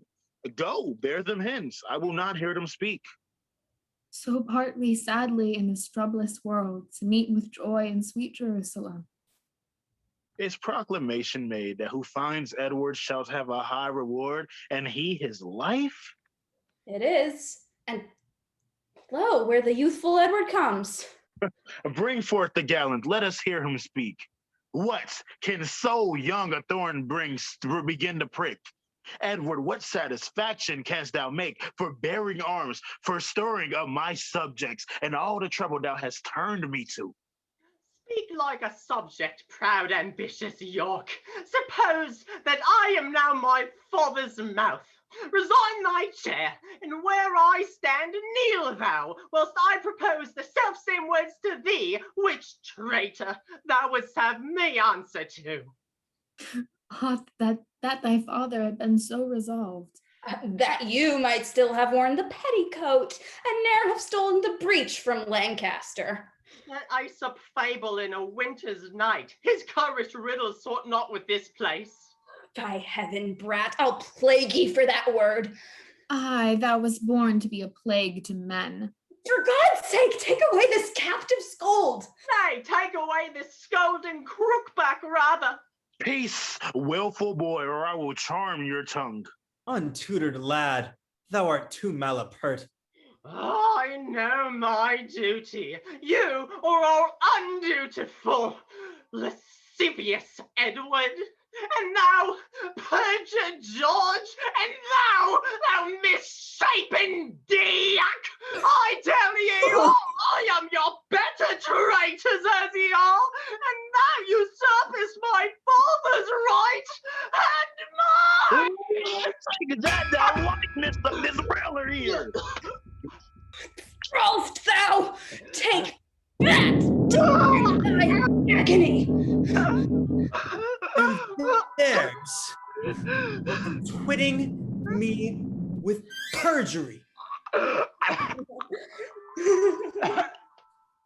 Kill me too! Marry and shall! Hold, Richard, hold. For we have done too much. Why should she live to fill the world with words? What, does she swoon? Use means for her recovery. Clarence, excuse me to the king, my brother. I'll hence to London on a serious matter. Ere ye come there, be sure to hear some news. What? What? The tower. The tower.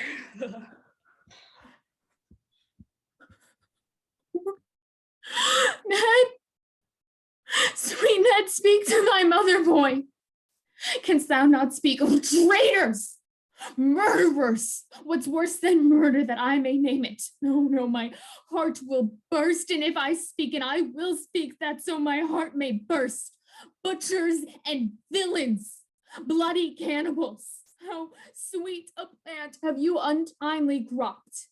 You have no children, butchers. If you had, the thought of them would have stirred up remorse.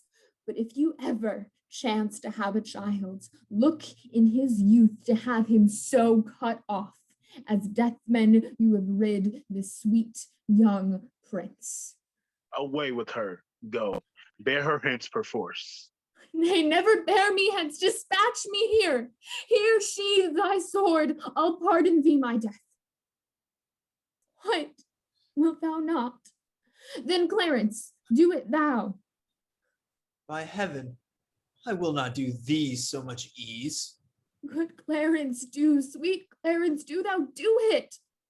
Didst thou not hear me swear I would not do it?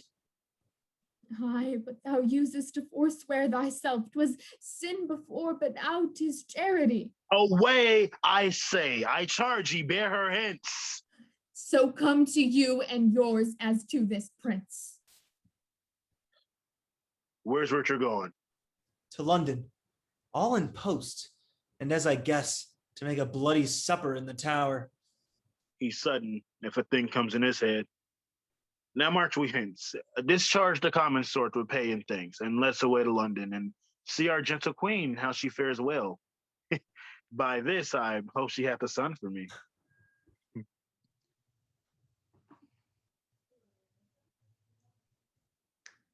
Good day, my lord.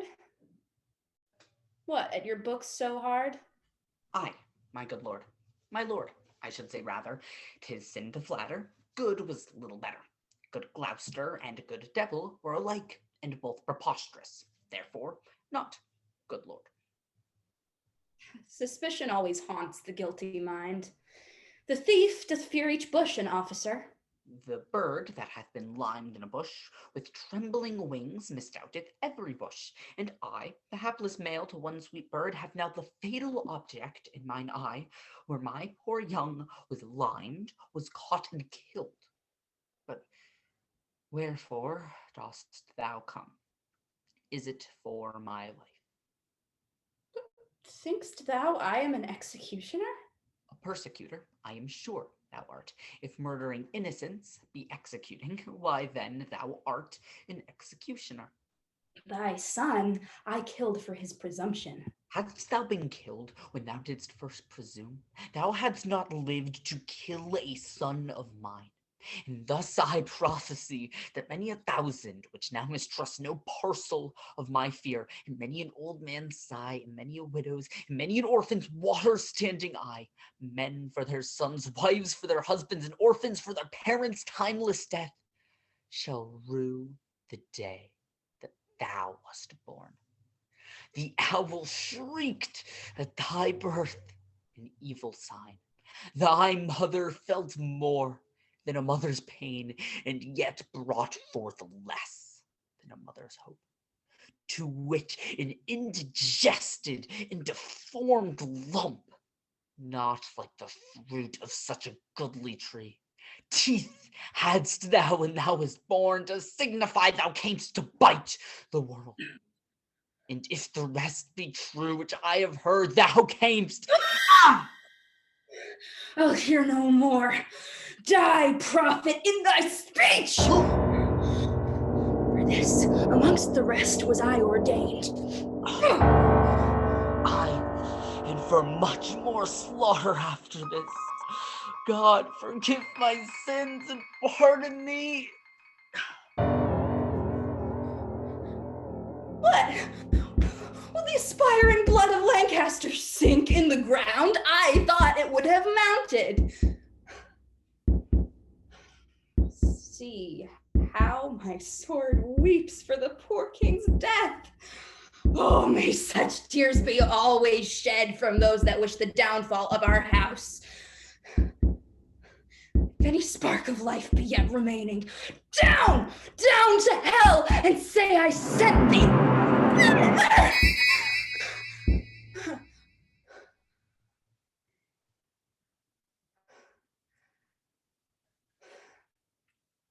I, that have neither pity, love, nor fear, I have no brother. I am like no brother. And this word, love, which graybeards call divine, be resident in men like one another and not in me. I am myself alone.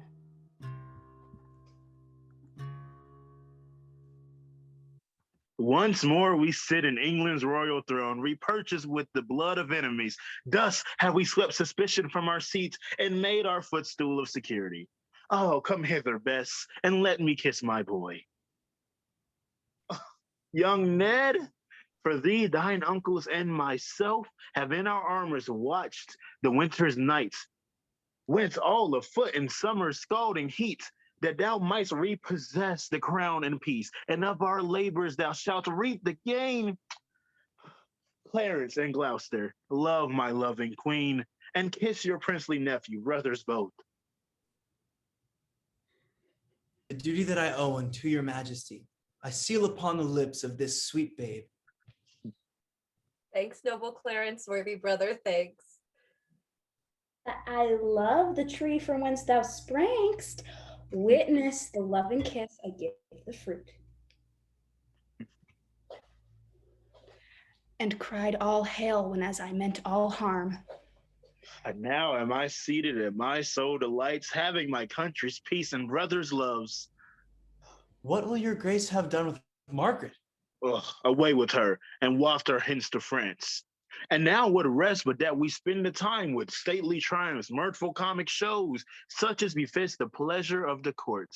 Sound drums and trumpets, farewell, sour annoy, for here I hope begins our lasting joy.